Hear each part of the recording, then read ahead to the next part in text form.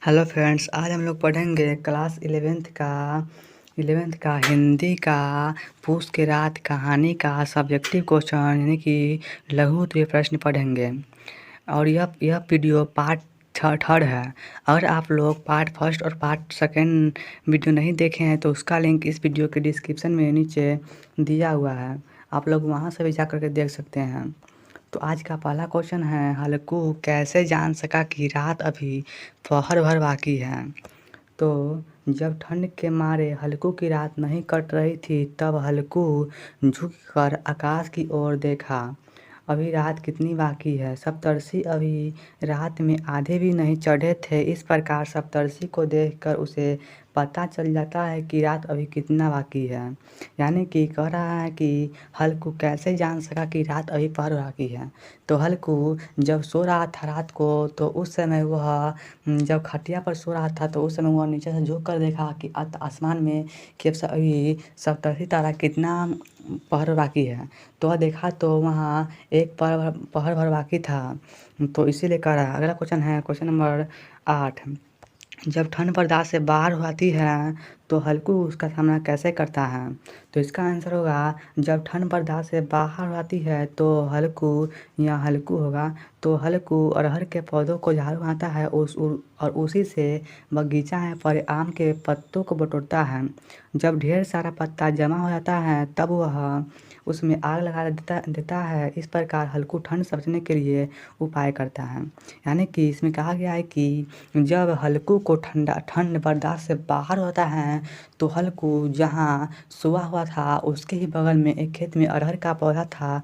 उसी को तोड़ कर उसी को उखाड़ कर एक झाड़ू बनाया और उसी झाड़ू से बगल में पड़े बगीचों के आम के पत्तों को बटोर कर ढेर सारा यानी कि ढेर सारा वहाँ पे जमा कर दिए और उसमें आग लगा दी है।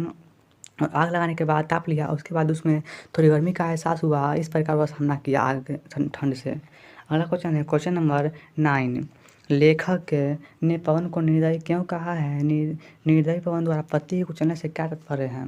तो इसका आंसर होगा, प्रस्तुत पाठ पूस की रात में लेखक मुंशी प्रेमचंद के पवन को निर्दयी कहा है। निर्दयी का अर्थ होता है वह व्यक्ति जिसमें कोई दया न हो।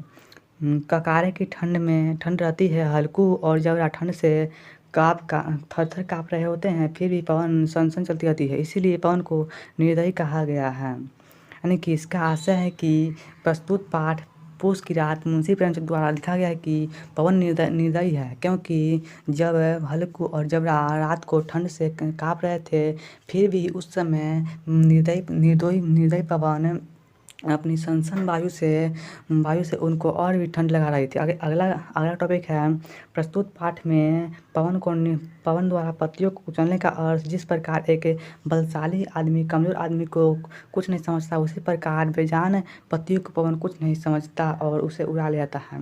इसका आशय है कि जिस प्रकार बलशाली आदमी कमजोर आदमी को कुछ नहीं समझता है, उसी प्रकार बलशाली पवन एक मासूम पत्ता को कुछ नहीं समझता है, उसे उड़ा कर के ले जाता है।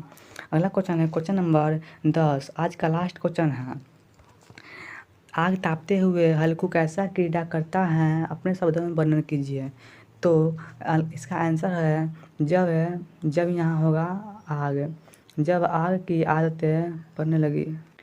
यहाँ पे अल्लाह नहीं होगा, यहाँ होगा अलाव। यहाँ क्या होगा, यहाँ होगा अलाव। जब अलाव की आदत अपने बाद हल्कू को ठंड से थोड़ी सी राहत मिली और उसके शरीर में थोड़ी सी गर्मी आती है तो उसके मन में विनोद प्रीति जागृत होती है। वह छलांग लगाकर अलाव के इस पार से उस पार हट जाता है। ऐसा ही करने के लिए जगह को भी कहता है।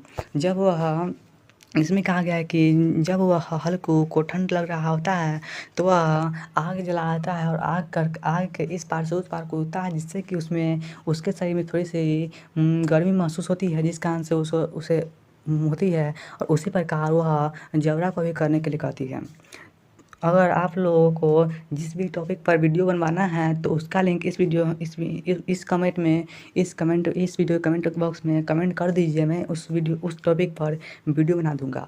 अगर आप लोगों को ये वीडियो अच्छा लगा तो प्लीज़ इसे सब्सक्राइब कर ले और सब्सक्राइब करके ऑल नोटिफिकेशन कर ले ताकि हमारे सभी वीडियो सबसे पहले आप तक पहुँचे। अब इस वीडियो को करते हैं समाप्त।